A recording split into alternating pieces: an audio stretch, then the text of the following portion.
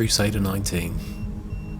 This boat was both the best and the worst thing I've ever had. It was hilarious because it was so fast, it was just stupid.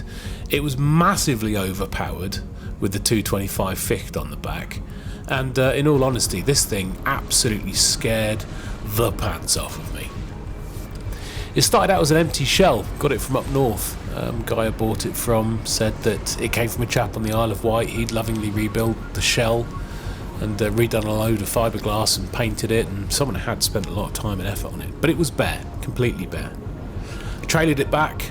I had a Ficht 225 from another project that went hilariously wrong, decided to fit that, put new hydraulic steering in, a nice Garmin depth finder and fish gauge fish finder, put in a foot throttle and automatic trim tabs and attitude control, put in a nice new radio, loads of stuff, fitted the seats, had a stagger on the front so you could walk from the front to the back.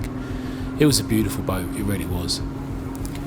This time that I took it out, I think I had 6 bags of 25 kilo sand in the front just to weigh down the front, because the Attitude as a race boat, this was an ex-Formula offshore powerboat. The setup is, it was a bit tail heavy, especially the 225 on it. So the ballast in the front helped keep the front down a bit lower, made it sit a bit better on the keel. But it was scary, absolutely scary.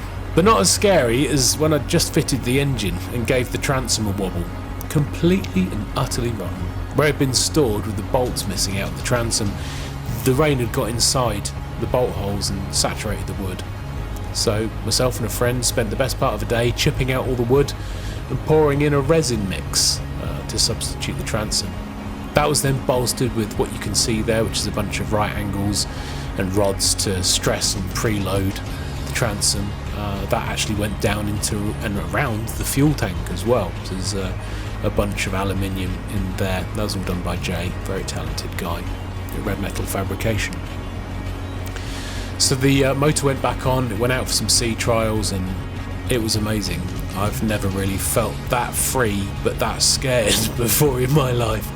This thing, when you're chooching along at 70, 80 miles an hour at maybe a third to half throttle, is it's just the most incredible, exhilarating, calm, peaceful, stressful, scared moment I think I've had in my life. It was really hard to describe.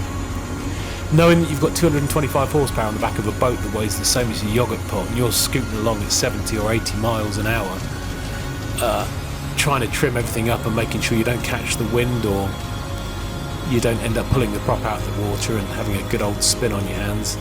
It's scary. I don't know a lot about driving boats, but I learned a lot through this. And I sold it the day after this. I've never had anything that scared me so much. But yet, I had so much fun in it. It makes no sense, but it makes entire sense. And maybe that's the point. Sometimes all we want is just to be scared absolutely shitless.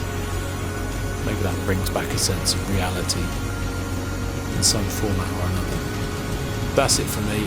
I'm going to leave you to watch the rest of the video. Enjoy it, enjoy the music, and just try and imagine how it feels to do this.